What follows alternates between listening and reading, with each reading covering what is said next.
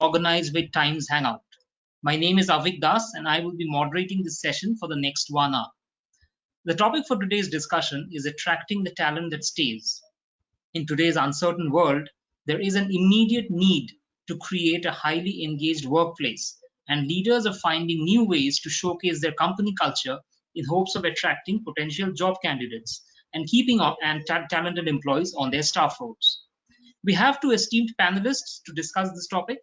We have Vikas Dua, an accomplished HR expert with over almost 18 years of experience in the recruitment field, having worked with both startups and large corporations like Wipro and Concentrix, driving hiring in the APAC region.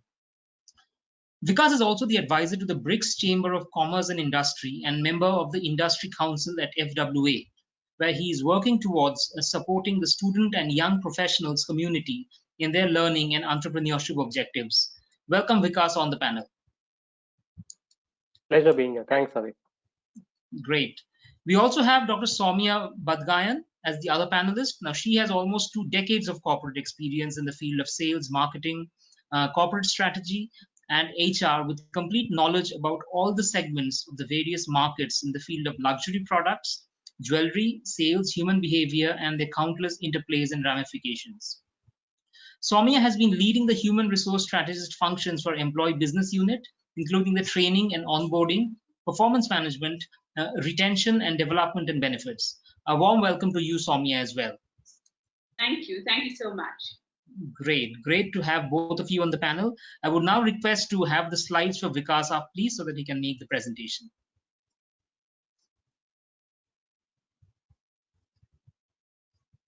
There you go, Vikas. Great. Thank you so much for those kind words, Avik. And it is indeed an honor to be part of this program and to share my thoughts with the community on attracting the talent that stays. Now, I'm sure all of you watching must be pretty intrigued with the photo which you see on the screen up there, a very pretty looking image. But before I throw some light on it, I thought I'd just give a little context why it's up there. See, I spent about 18 years, as Avik pointed out, makes me feel very old, but it has been good 18 years in the IT space, recruiting talent from across the country, and in fact, sometimes internationally as well. And for those of you who are familiar with the BPO space, one thing you have to, and I'm sure you must be aware of, is that it's a space where attritions are crazy.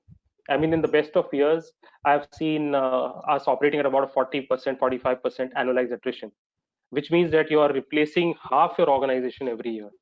And to that extent, I think somewhere I can call myself at least knowledgeable, if not an expert, on this particular topic of attracting talent and enabling them to stay with an organization, which in our case was a very surprising, substantial period of just 1 year. So that's the landscape I have operated in.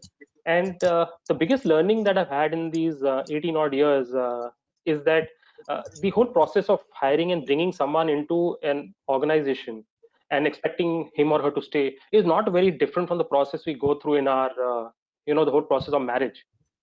So your candidate sourcing is really the partner selection stage, where some of us, get the help of a Shadi.com, or Varma Aunty is good and kind enough to help out. Then you have the tests and assessments which happen in the side, which is really the courtship stage in a personal relationship. And many of us, I'm sure, including me, have a cafe coffee day to thank for that. The onboarding, of course, is the nothing but the wedding ceremony, the formal ceremony where the pandit does all his shlokas and brings you into the family. Of course, in the corporate space, it's more of filling up a lot of endless forms and making sure that you take that nice bouquet of flowers they give you home. And finally, at the core of it, what I do feel the similarity between the two is so intense that there is that whole expectation of longevity or permanence that we want, right? Just like our dear friend Mr. Donald Trump today, who's refusing to let the situation turn. So given that no one enters a marriage thinking that, oh, this is just 2 year chal gaya to acha hoga. And it's similarly in the case of hiring as a recruiter or as an employee, one always wants that whole engagement to continue for long. And that's the whole problem that all of us, whether in the organization or as a candidate, are hoping to solve. So I have some thoughts around that, which I'll bring forth. And if you can move to the next slide, that will be very helpful. Great. So the whole thought is that it's not really just employer branding, which can be one simple answer to attracting talent that stays. Because the whole idea is to not only attract talent, but also to retain them. So it's attraction and retention that you've got to look at jointly. And my experience says that there are really three pillars that you need to work on. The first pillar is what I call the core values pillar. The second is the communication, and third is of course the commitment. Now, in any good structure, your civil engineers will tell you that try and make them in parallel so that your efficiencies are high and you end up building the structure in the limited amount of time that you have. You could start with one, then go to two, then go to three, but that will not be optimal. Secondly, also keep in mind, again, a civil engineer will tell you that build those structure or build those pillars of the same height, same dimension, so that the structure is stable. Don't try to build one of a different material, one of a different height. So ultimately, that will not give you the results that you're looking forward to. And in a similar manner, I would say that these pillars kind of go hand in hand. One can't be considered better or less important than the other. When it comes to core values, keep in mind that it's really what your organization stands for. What are the values that you really want to live and drive? And many a time, what many organizations try to do nowadays, especially, is that they want to be everything for everyone, but it doesn't work. Right? Way back in my college, taking that same analogy forward, I somewhere came across a magazine. I don't know, Femina or something. I don't know if it even exists today, but it said that women like humor in men as the number one driver of attractiveness. So I tried to be very funny and bring that humor element. It did work, honestly, to the level I would have wanted it to. In fact, nowhere close to our good friend Veer Das, VD, who happens to share the same initials as I do. But having said that, you must understand what is it that your target market wants, or what are the values that are the entire economy market is shaping, and see if those are in cultural alignment with you, and then pick those through. You can't fake it, because the fact of the matter is today's kids, Gen Z as we call them, are way too smart. What is happening in your organization, what is happening outside, they can carry and match all the parameters. So make sure that those core values are strong and you're able to actually validate those. The second pillar, which is communication, is really again very important. There's no good having a whole set of attributes, qualities which you can't really display or showcase. Right? You could be the strongest guy in the room, but what good is it if you're not fighting for your college or your institute or your country or in the Olympics, right? So you've got to make sure that you make it count. In the college scenario, again, going back to the whole analogy, you maybe had a crush, but you were feeling afraid to kind of go up and admit that you were in love. And meanwhile, you noticed that the neighborhood guy managed to take the lead, and she was off zooming on the bike, and you were left high and dry, in spite of your best friend telling you time and again that go bite the bullet, tell her. And that's pretty much the scenario in the corporate world. You can be the best today, but the world is such, we world move to a connected social world, that you've got to declare it time and time and time again. It's like, Kareena Kapoor says, "Main apni favorite hu." So if you don't believe in that and you don't declare that, no one else is really waiting around to wait for you to say it. So be proactive and communicate. The third pillar is commitment. Now, again, keep in mind that you've got to be committed to the values that you hold. You can't have one face internally saying that and driving performance, which is very harsh, which is very brutal, and at the same time expect that in the market that the face you present is very compassionate, very empowering, bringing in people of different backgrounds together in a very harmonious way. Because these two things will not gel. Understand that today our office walls are porous. Everyone has a mobile phone connected to the internet. A small incident that happens within the office is available at the click of a button to anyone across the globe. So if you don't live by those values, the core values, you are not going to be able to build the entire thread together of your entire positioning. And that's really what I say in a nutshell, is making sure that you're not only attracting the talent, but also taking steps to retain that talent, to complete the whole cycle. And you can move on to the last slide, just for reference perspective. This is nothing else but a brief view of my social handles, where HR in my heart is what I normally blog and write under, and you're free to look me up there. But that's really the simple message that I wanted to share today, is that look at attracting talent in a very holistic way. So it can't be a piecemeal approach of TA folks or recruitment folks looking at just hiring and getting the body into the shop. It has to be an approach of, I want someone who will go the distance with me. So over to you, Avik. I hope that gives some background. Yes. Thank you, Vikas. That's actually a great start. Just one question here. You talked about attrition rates in in BPO companies being sometimes as high as 45%. That's nothing new. Now, how do I marry those two views? Like in an industry where attrition is as high as more than 40%, at the same time, if you have the concept of growing in an organization, how do you actually gel these two things together? So a great question, Avik, and I think that's the entire problem that HR fraternity has in the industry has been trying to solve for over the years. So they've basically, if you ask me, adopted two mechanisms in that direction. One mechanism is on creating an enabling structure or enabling processes around supporting these employees. If you look at attrition reasons for many of the employees leaving, some of them are personal in the sense they need to go back and maybe do further education, because that's what the Indian economy and Indian society expects people to do, be well educated and probably have a post graduation at the barest minimum nowadays. At the other end, you have intrinsic workplace related pressures, which are very high call volume, the equation with the boss, and so on and so forth. So what organizations have tried to do is, at one end, they've tried to create facilities like work and study at the same time programs. They've tried to create a creche for young mothers. They've tried to remove some of the problems of people by providing even transport coming and going from work to make it more conducive for them. From on the second pillar, which is extremely important today, is also enabling and giving the employees a voice.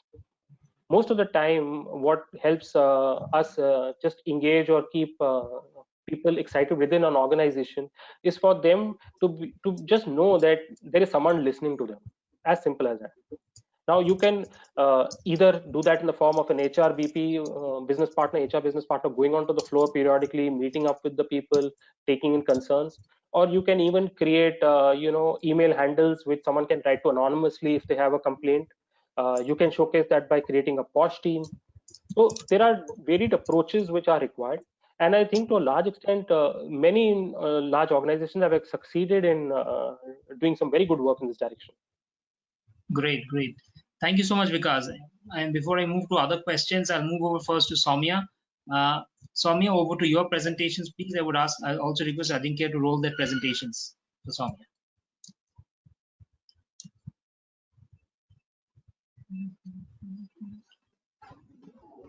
There you go.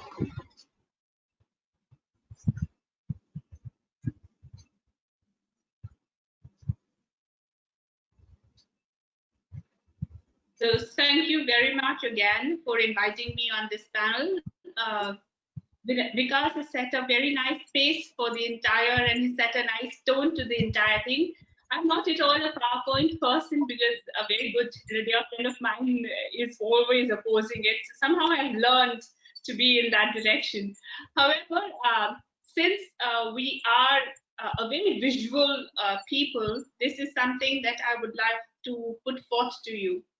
I have had industry experience to varied sectors and segments. I was in education, in communications, and then eventually in e-commerce, and finally now I am in luxury business. So having the whole gamut of the interplays of these 5 industries that I've worked through, it has also given me an insight into the businesses as well as the asset management that goes on in all these industries. Now, could we have the next slide, please?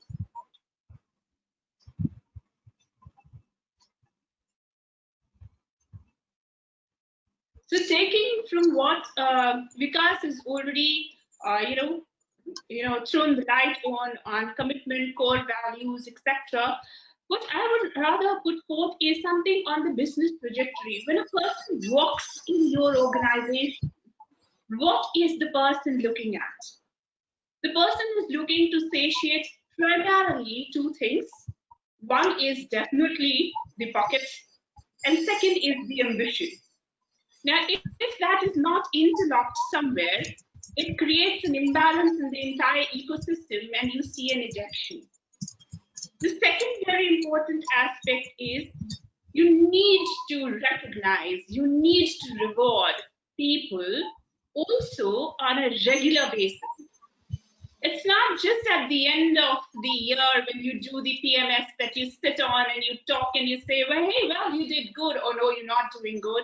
And that is why we are not giving you the kind of, expected rewards and incentives that you were looking for. So this is something which is very critical, which creates a hook to the people with the organization. And lastly, it is the flexibility. The COVID has changed the way that we look at work. I come from a manufacturing industry, and we never ever thought, there was no thought on, whatsoever put in work from anywhere. Forget about work from home. Now I have employees, sitting in Bangalore, in Delhi. We have designers in Hong Kong, and they are contributing very well to this new setup that we've created. The second flexibility is little things. The very base of the family as a structure is changing. When we talk about, the youngsters, the Gen Z or the millennials who eventually are getting married today, they are no longer confining themselves to the norm of the couple and the marriage institution. For them, it could be just a live-in. For them, it could be very different ways. Parenthood is changing. People consciously are taking steps and decisions as to not to have their own babies. Instead, they're satiating their nurturing through adopting pets. So now we have changed the way we are looking at, the family structures as well. Coming from a jewelry background, as is, retaining of talent is absolutely critical, because this industry works in trust. If you don't have trust, the industry ejects the person out like that. So what we actually do is that, yes, we do a very strong background verification, but as well as we create these little, I would call them tentacles or hook-on points, wherein people actually get latched onto, and they create this, longevity with the organization, because jewelry itself is a business which is very complicated. You can't have someone come here and give just 1.5 years and jump out, because that is the amount of time you just take just to learn the whole, game of the jewelry business. So this is where we are at this moment, and I wouldn't want to take any further time on this. And with this, I close my presentation and my opening statement. Thank you very much. Great. Thank you so much, Soumya, for setting the tone once again. I think it's really interesting, considering it's like two ends of the spectrum. Vikas is in an industry where the attrition rate, it's so fickle. Soumya again is in an industry where, of course, trust is probably the most important factor, and I think probably employee retention ratio there must be also pretty high, isn't it? Yeah. The first question to both of you: what are some of the factors that both of you need to take into consideration to ensure that a particular employee, when he or she is being onboarded, stays in that organization for a considerable period of time? I'll start with Soumya and then move over to Vikas.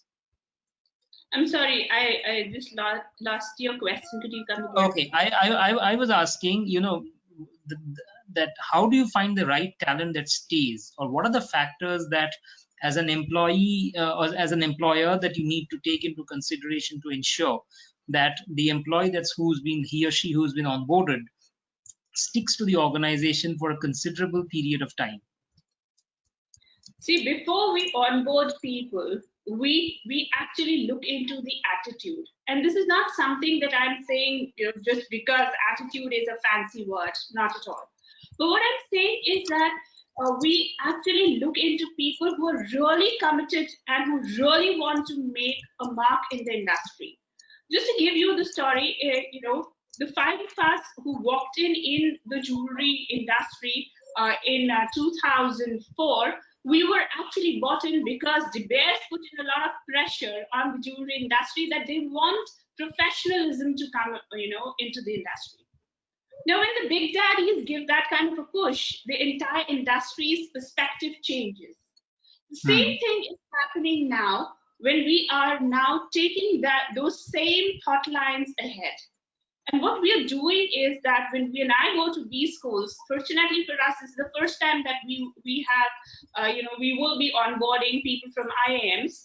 So when I'm going there, I'm really looking out for people who are actually committed to the cause. That yes, they want to, give a facelift to the industry. They really want to contribute to the industry in the way that somewhere the industry finds its foothold, its footage.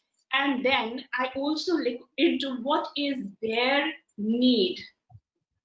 I have seen it is pesa, power. These are the two main driving factors. And the third thing is position. All right. If I give all these three in the right mix to the right candidate, and believe there's not a single size doesn't fit all. You have to tailor make things and adjustments and create that cohesiveness and bond with the organization and the candidate so that the candidate stays in.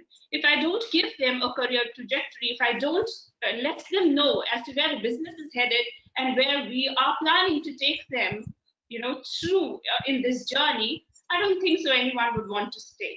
So we are very open in our communication. We communicate to them on the day that we are offering them the job, that this is how we plan. If you agree, please come on board. Are you expecting these people whom you're absorbing from the IIMs to actually stay put in the jewelry industry for the foreseeable future? I am not expecting anything from them. The only thing that I am expecting is the output for the only amount of time, and if they can bring in the thought change. We need, I was just talking to someone that the technology shifts created the Himalayas and the continent. So sometimes you need the shake-ups to happen. When people come from outside of the industry who know nothing, they also create very, very vibrant thoughts in the organization. They create a disruption in a way which is a very welcome change. So I'm looking at disruptions. I'm looking at them coming and contributing in a way which is not run-of-the-mill jewelry kind, but they bring in new ways, newness to the entire thing. So yes, that is what. Which are some of those points? Sorry to interrupt, but which are some of those points or areas in the industry where you're expecting these students or these people to make disruptions? A is the image. The first thing is the image of the industry. If you've seen, a whole lot of ghotalas have happened in all the possible industry. But when it comes to jewelry, it's only the two names that pop up. Why? Okay. The second is that because even today, when I walked in this industry, my mother was like, "Sunar ke saath baith ke thap kya karegi? Why are you studying so much that you're working in this industry?" But I knew that there has to be the voice of the industry. Someone needs to create that and be that voice. So that's one. Second is when these students walk in and when they come with us on this journey, they're also somehow creating a brand, employer branding for us. Wherein we definitely will have others also pursuing a jewelry industry as another lucrative career option. This industry pays well. This industry supports you well. Believe you me, even during these COVID times, we didn't have retrenchment the way we were expecting. Business is back, and we are doing, I was just talking to Vikas about it, we're doing absolutely wonderful in exports. So I'm not seeing anything which should not be, in the favor of people who want to buy. But again, they would love to go and work for a Swiggy and a Zomato for a 21,000 rather than coming to a jewelry industry which even pays them, close to 30 to 40 grand. So there's a perception that needs to be changed, and that is the whole thing that we're looking for. I get that. Great. Thank you. Thank you so much, Soumya. I'll move over to Vikas. Same set of questions. What are some of those factors that you need to keep in mind?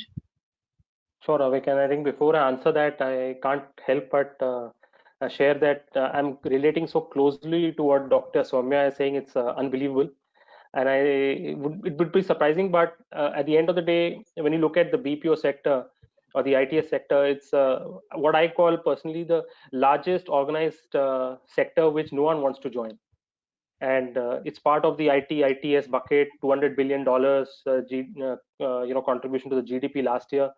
And unfortunately, I don't think I've ever come across, even at campus, someone who's raised his hands up and said that, hey, this is the sector I want to really join as my first choice. So I can totally empathize with what she's saying. And again, in agreement with her in the sense that trust is really the core why employees stay. And while you can attract employees with a fancy title or a package or a so-called brand value, there is much more that actually makes them stay, in my experience. And those are a whole set of diverse points, ranging from the culture of the organization, the boss that individual has managed to inherit, the learning opportunities that are available, the support that is available within the peer group, and so on and so forth. So an n number of parameters, really. That's what, of course, makes all humans different. But eventually, companies have to realize that today the mindset is shifting to the point where work is considered one part of your holistic being, unlike maybe 10-15 years ago, where the norm was to just slog it out and do everything possible. Today, individuals, and maybe rightly so, recognize the fact that they have a personal life, they have a life to give towards society, apart from what they're doing in their offices. So organizations need to be cognizant of that and need to devise their thought process and their enablers, keeping that in mind. In my thoughts on this particular. How do BPOs sort of fit into these criteria, maintaining a professional and a personal life? Because long hours, very very common things now. For the last 2 decades, we all know how a life in these BPO sectors are. Right. You toil for long nights. Eventually, you sort of get burnt out. You leave the industry. You move, either take up higher studies or you move to some other industry. But I just wanted to know: is the attrition amongst junior employees or mid-level employees probably about 40% odd? Is it less for employees who are joining at a much senior level, maybe the lateral hires? Oh yes, Avik, you're bang on. So the 40-45% is more at the entry level, the folks who've just Correct. joined in or at the 1 year, 2 year experience framework. The number does drop significantly at the mid and senior levels, for sure. There's no doubt about it. So what organizations really try to address the points that I was talking about is through various initiatives or programs that they run. So like I shared earlier, there could be a earn while you study program where it actually incentivizes employees to enroll in an academic program, which brings in an element of getting locked into the organization while you're completing that degree course. So it's almost like 2.5-3 years you've bought the employees association. Apart from that, organizations are also looking at and doing a very active work in the social sector at a corporate level, where they encourage employees to chip in, and it's not expected for them to do it in their out of office hours. One can volunteer to do it within limits within their office hours, so they also feel that they're not getting penalized or not being expected to go beyond their so-called call of duty. And So these are the lateral thoughts and lateral initiatives being run, which are kind of helping, address the requirements or the minds of the new workforce. Just to understand, let's say if you were to hire 100 employees at the entry level, Sure. typically what percentage of them would actually stick in the organization after 5 years to rise the ranks? So I'll in fact throw in some more data points just to make it a little more interesting and valuable for the audience. To hire those 10 in the best of organizations, you would actually go through at least 1,000 CV screenings, because that's the selection ratio. And then you've got multiple tests through the middle, which are in the range, which range from, it could be voice test, it could be technical capability, it could be domain test. Then you've got at least 1 or 2 levels of personal interviews. So just imagine the pain required, or the effort required to go through so many candidate evaluations to reach those 10 people. Out of them, chances are about 4 to 5, like I said, the 40% figure, will attrite within the first 1 year. About 2 or 3 will carry on, about the balance 5 will of course carry on beyond 1 year, but about 1 or 2 out of them will actually make it to a significant middle or senior level. Okay. What positions do they usually attain? Because let's say, if you were to stick into that organization for 8 years, what is it that can they expect in both in terms of, in their positions as well as the remuneration? Correct. So in today's times, Avik, that a person could in 8 years reach a manager, senior manager level. That's not unheard of. But I would also want to bring in the context that this industry is also very young. 1990s, it kind of was germinated. In the 2000s, it actually really took off in a big way. And there are, of course, a lot of iconic people who started off on the shop floor taking calls, or even in the admin team supporting the people taking calls, and reached levels of senior vice president in that as short periods, or as 10 to 12 years. Because obviously there was no trained talent. They were keen. They took the mantle, like Dr. Samir pointed out, to enter an industry at the right time, grow with it. And what can be better than actually doing that? Of course, now the situation is much more complicated with a lot more players, a lot more competing industries. So the same pool is easily grabbed by e-commerce, by the food startups like Swiggy, Zomato that Soumya also mentioned. So of course, these are difficult times, but I think in 8 years, someone could definitely reach a manager, if not a senior manager position. Got it. Great. Next question, I just wanted to understand, what are the new strategies for motivating the employees to stay put? The question is both for Soumya, Vikas. Soumya, you can take the first call, and then I'll move over to Vikas. See, the whole way to look at an employee has changed. You have to start looking at them very differently. For example, I'll just take an example of the maternity benefit clause. All right. Now, in maternity benefit clause, it was earlier just a female getting pregnant, and then now the ways have changed. There is surrogacy in place. The whole, like I mentioned earlier, the whole idea of parenting is changing. The whole idea of couples is changing. There is a whole lot of diversity that has come into play. So when you have all these things and you still hold on to the archaic kind of, the laws, then you never ever create that bond with the new generation. The second thing that is happening is that you have to create a whole line of balance between the employees who are in the age band of say 50 plus and the employees who are just 25. For us, even at the owner's level, we have 4 generations working with us together in this entire, in our company, in the organization. So when you have those there's a conflict already that is seeping in the system. So there has to be something which balances out, which eases out such conflicts. So for doing that, we have to create a whole balance of both the, both the spectrums, if I can call so, or the age bands. So that balancing is very important, and that is what we do. The third thing is, how are you looking at employees? So, in these times, forget about government making it a mandate that everyone should have an insurance policy. But are you being fair to your employees? Are you getting them registered in their ESIC, etc. schemes when it comes to, various? But this is not being done by many organizations, by many companies. Consciously, unconsciously, right, wrong, I will not get into those kind of debates, but it is not being done. So what we have done actually is that not only do we have people covered in ESIC schemes, but we also have the group Mediclaim policy. And when, earlier there was a whole lot of resistance, from the trade unions, from various returns, that why are we getting to this? We are already registered here. But now in these COVID times, we are realizing that it was for their own good.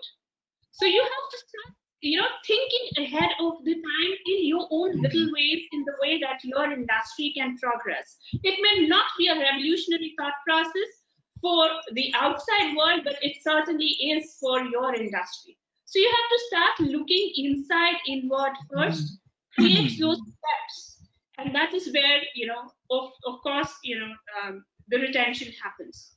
The third thing that we are looking at is that we are now moving.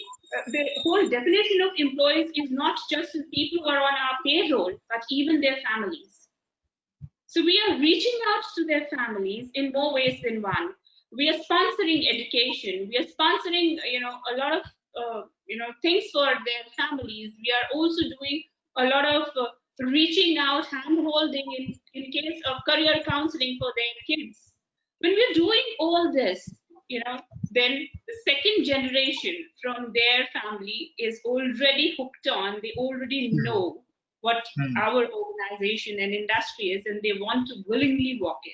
So just small little steps. You don't have to take, you don't have to, absolutely change this system, but little doable things which really create an impact. I think that's the way to go. Interesting point, Swami. I think looking at employees differently, I think that can really make a world of difference, isn't it? Vikas, your thoughts, please. Sure, Avik, I'll probably just add a bit to what Dr. Swami has already contributed. Very interesting thoughts. And what I see happening is at two levels when it comes to motivating employees. The first is that this is the era of mass customization. So you can't have broad-based policies and frameworks when you expect everyone to feel excited about them anymore. That's the reality. So you've got to get down to the level of each individual employee. And the bigger your organization is, obviously the bigger the challenge it is for the people driving that connect. The second is the entire management of the employee experience bit. Keep in mind that today, when it comes to our personal lives, our experiences are just so amazing. And this transformation has happened thanks to technology in the last 2 years. You want to book a cab, you can open Uber and click off a few buttons, and 15 minutes, the guy calls you from downstairs. You want to order a burger, you can pick up Zomato, place that order. You can literally see that burger being cooked by the chef. The scooter guy standing there, he's picked it up, he's on his way. When he's reaching the building gates downstairs, it's home. But the same employee comes into the workplace and then he has to struggle to raise a travel request or to claim a reimbursement, and that just kills it for everyone. Yes, because the difference is just very stark today. You reverse that to 10-15 years ago, and it was the opposite. I mean, we enjoyed going to our offices because we got some amazing laptops, we had some cutting edge software. At home we were dealing with CRT screen and pretty the Nokia 3310 and so on. So but today the situation is reversed, and then you have to ensure that that same employee feels that much more engaged about working in the office and delivering for you and getting kicked about going that extra mile. Because today it's also not just enough to do what we call your KRA, right? I mean, everyone expects everyone to just exceed expectations. And when you have to do that, and you want employees to do that, you've got to make sure that you provide them the tools, the processes, the support to make it happen. So that's my follow-up question here. I mean, now coming to the employee side, what are some of the benefits that employees would be looking at to or expected from the employers to actually stay on in an organization, apart from the rising ladders, getting the fatter paychecks? What are some of the other incentives that would motivate them to stick to an organization? I think the number one incentive nowadays for any employee really is flexibility in terms of how he or she is interacted with and is allowed to perform. No longer are those box approaches going to work. No longer do they want to be regimented and driven and monitored with a webcam over the head. They want to be empowered and they want to be trusted. And the more you do that, my personal experience has been that they are more motivated to give back and to then live up to those expectations. Correct. So that's the easiest and most tangible way of giving the power into their hands, but at the same time ensuring that there is some element of guidance, accountability stitched in the right amounts. Soumya, your thoughts on this? So I would go with what Vikas is saying, but again, it's all about freedom to express. Gone are the days where there was this heavy hierarchy. Today a junior can come up and say, boss, I think this is not right, and you should be ready to accept that. This whole thing about a boss ego has to go, and the leader and the motivator has to come in and set in. So you have to learn to navigate through these small little points. Boss is defunct, is non-existent. It is the guide and the motivator that exists, and probably a more experienced person who has gone through the other levels can now do the hand holding and guide you through the process. So freedom is very important, freedom of thought, speech, everything, and definitely expressing yourself in the right way. But of course, you can't have an anarchy in an organization, otherwise the whole thing towards reaching towards a common goal will get lost. So it has to be monitored in a way that people don't feel claustrophobic in an environment. So that is something that you need and that we need to bring in, which we are doing it. Okay. Any tips, both of you, to hire the right assets for an organization? Maybe top 3. Attitude. Sure. For me. Yeah. Attitude is one thing, which is, I never look at the percentage, the colleges, etc., because that could be incidental, accidental, and yes, through a lot of efforts also people get into all these, big B schools. But I definitely am looking in for that attitude, definitely. The second thing that when we look in for is the commitment that a person is willing to give, not only to the organization, but to himself and herself. How much are you willing to, not first, but to give first? So that is very important for us.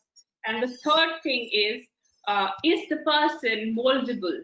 Is there a learnability quality in the person? Is the person willing to explore? If it is not there, if learnability is not there, then the person will, I don't think so, be able to contribute to the way that we would expect, and also the person will become rather a sore spot in the organization.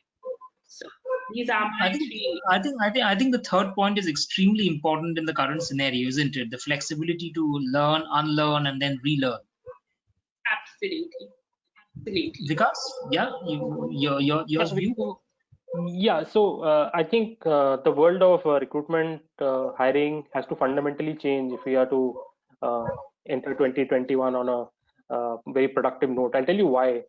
In the world of startups, there is a very common terminology used, product market fit. And in the world of sourcing, also in the world of HR, there is something called a candidate and job role fit. Unfortunately, I think in a lot of the cases, and I'm possibly guilty of it myself, I'll take ownership, that we've missed out on that understanding of candidate job role fit, or evaluating it very carefully at the hiring stage.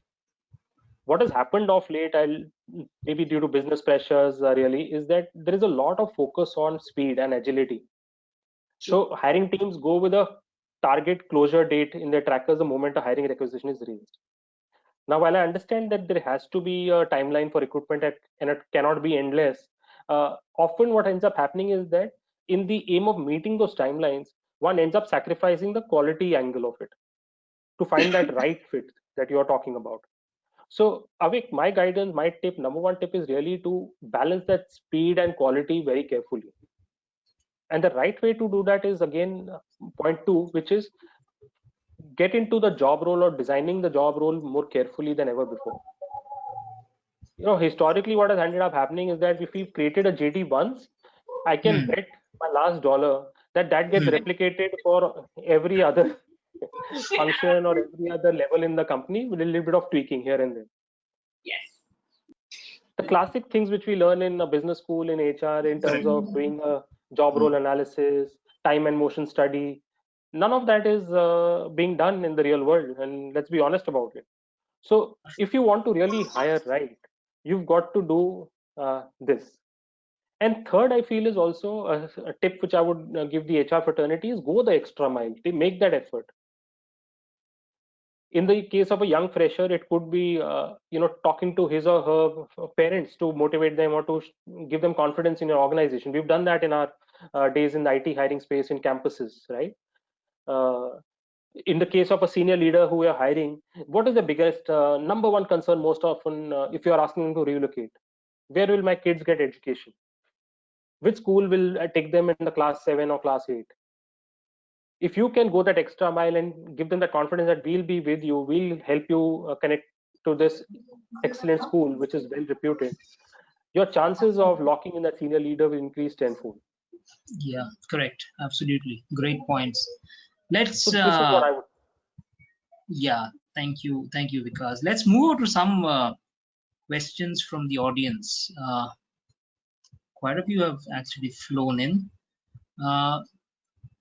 The first one is from Kumari R. She asks that what is the use of advanced analytics and data points in gaining total control on a remote employee's productivity, involvement, and progress?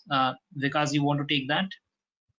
Sure, Avik. Interesting question and brilliantly asked in the session, because I think it's something that all business and HR teams are actually debating currently. We have to again understand that the employees have changed and the shift is tectonic, like Dr. Soumya said. But what we are trying to do is that we are trying to use a methodology from the old world, which is checking whether an employee has done 9 hours in the office, swiped in or swiped out, and trying to just move it to the digital platform and say whether he or she logged into the laptop for 9 to 10 hours, did the number of transactions and so on and so forth. Unfortunately, that's not going to work to an organization's benefit, in my view. You've got to give people the distance. You've got to trust them at this stage. They're also going through a very personal, challenging time. It's not easy the way we are all operating. And you've got to kind of goal them on the output. So forget about monitoring the hours, transactions, seeing the data points from that angle, but look at it more from the point of view of has the performance at least met, if not exceeded, the previous delivery while they were in the closed office space. Are they equally engaged, or are they more or they need more support from your end to kind of keep them mentally fit at this point of time? Those are some of the questions that HR folks should actually ask. Data analytics will be there. You can get 2,000 data points, but just using that data for the sake of further surveillance on your employees is not going to be well appreciated. I can honestly share that. Great. Next question is for Soumya. Ashok Chopra asks that how can you provide the right exposure to tools and techniques to help managers adapt to the new world order? Yeah, just tell them either you perform or perish. Either you are with the flow or we all perish. That's one thing that has really worked, because there's a whole lot of resistance in certain industry towards the change, and change is the only constant. Though it may sound very cliched, but that's how it is. So what we did was that, like I said, we come from manufacturing back to jewelry. So in this kind of a space, and also what Vikas was saying, that when we are talking about measurements of performances, there is something that we have seen, and what we've done is that repetitive performance or the repetitive task, you go on the time scale one. And the ones which require a lot of intellect and knowledge, we go on the measurement of the output, in the sense of what the new ways of doing things has been designed and given by you. Now, coming back to the person's question as to how you would bring people, or how you would onboard people to this kind of the new way of thinking, is again by the use of technology. Everyone has this beautiful device, but we just use it simply to make calls, WhatsApp, but we can use it much more. So what we need to train people to completely explore options that are currently available with them. Tell them that this is what is going to be the new ways of doing things. And third is definitely link some amount of incentive as a learning incentive to these, so that they come and they feel that if they have learned something, it also have tangible benefits to them. So that would be my way of doing it. Okay, great suggestion, Soumya. The next question, both of you, Ketki Bhatti asks that what are the types of training and development do both of you, look into and feel is important in the current times, and what forms of rewards and recognition do you provide to your employees? Because you can start, and then I'll move over to ask Soumya to take it over from there. Sure. So Ketaki, when it comes to learning and development initiatives, what you really need to keep in mind is that it's obviously got to be very specialized to the kind of industry or the work requirement of your organization is. But beyond that, what I today continue to feel very strongly about is that your digital skills of employees are today going to be hygiene skills, if not already. So are they savvy in using a technology which is helpful or going to drive your business in the coming period? Are they active on social? Are they adding to the brand value of your organization in online forums and so on and so forth? Those are some of the things that you should definitely take steps towards. Also, you have today again in the market a number of learning experience platforms where with the integration of your HRIS, they can actually determine the learning needs of your employees and suggest the appropriate programs down to the last detail. So those are some points you can consider. When it comes to the second part of your question, in terms of, if you can just repeat that, Avik, that last bit. Yes, I'll just repeat. She asks that, how do you engage and involve? Wait. Yeah, so she was asking that what forms of reward and recognition do you provide to your employees? So, like Soumya said earlier, I think reward and recognition has to be an ongoing process, which is what we also follow, where it's not just a year-end shock or a year-end surprise that is attracted nowadays. In today's world, even a simple call out on a Facebook page or the corporate page of our company, it gives a thrill to an employee. We also have the added advantage in today's times to be able to give them e-vouchers of major shopping sites, and these are not high intensive costs required, right, for these. So those are some small measures which we take. The celebrations is the biggest kicker in my view. More than anything, I think recognition and celebrating success, both at the workplace and also some personal achievement. Someone's child has done well in the boards, someone's just been blessed with a baby. Those are the things you need to keep an eye out for and celebrate. Keep in mind, however, one simple guidance is that don't overdo these social platforms, because I know we've also had in some ways an overdose of these. So pick up the phone, talk to them sometimes, just hear them out. I think that will be more rewarding for them than anything at this point, at least. Correct. Soumya, your thoughts? So a very famous dialogue from Sholay, है ना? Dam jo tum bolo, kaam jo main bolo. That's how this thing has evolved, the rewards and recognition. But However, it need not always be tangible. Sometimes just a hug and a pat on the shoulder also creates a great amount of value. Yes, social distancing, COVID time, but a virtual hug and a virtual pat can do. Second is that how much are you projecting your employees? So something like a little, a wall of fame kind of a thing created on the wall also does wonders. It creates that whole, yes, we've done something, a little hats, something like performer of the month, sometimes some things like that, but on a regular basis so that they start looking forward to it. What also it does at the background is that it creates a collective data about the employee and their performance. So at the year end, you're not scrambling through, those data sheets and trying to find out what has the person done and whether the person really deserves to be, the employer of the year. So these are the small things that you need to do on a regular basis so that you're always on top of the game. And it becomes, and remember, fair play. Fair play is very important when it comes to rewards and recognition. So ensure that when you are in HR, you derive the fair play very strongly in the DNA of the organization. If that is not done, then this entire thing about rewards recognition stands challenged and is a collapsing thing again for the organization. So that's what my thoughts would be on this. Great. Ketki has another question, and she asks that how is the employee performance measures, and how do you engage and involve employees so that they're retained? I think the second has been greatly touched upon, but maybe the first part of it. How is the employee performance measured? I think this also Vikas has already, responded. That's why don't you go ahead on this? Sure.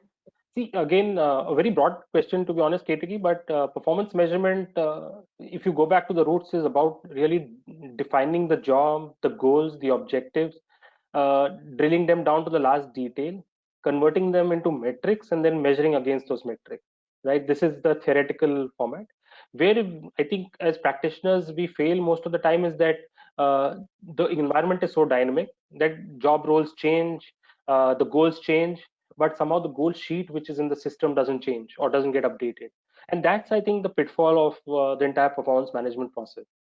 You've got to make sure, invest the time, effort to update those jobs, those objectives, the goals, take the employees buy-in, agreement on those, and then track them, because these need to be more objective. The more objective you make them, the more accurate your performance measurement system will be. So try and do that. Got it. Got it. I don't think there are any more questions from the audience at this stage. I have one or two before I wrap this up. Vikas and Soumya, any trends in skillful hiring post the pandemic? What do both of you think on this? What are some of the new trends that are likely to emerge in terms of recruitment? Fluidity is one thing, fluidity in terms of skill set. Gone are the days of specialists, because you're working as an individual, so you need to have a bit of IT knowledge, including the hardware. You need to know, a bit of data analytics with you. You are your own HR. You are your own business driver as well. So, a little bit of everything should be known to the person. So I think that is what generalist profiles I'm seeing are going to make a huge comeback in these times, is what I'm seeing, more than the specialists. And second is that definitely agility in the way that you think, perform, and again, learning and unlearning is the third parameter. So new skills that people have picked up during, if I can call this the hibernation period for the businesses. Vikas, what do you think? Yeah, Avik, so Dr. Soumya's captured the candidate side. I'll just talk about the organization side. The trends that clearly are visible, and I think they've gone through the roof, is the entire selection hiring process being automated.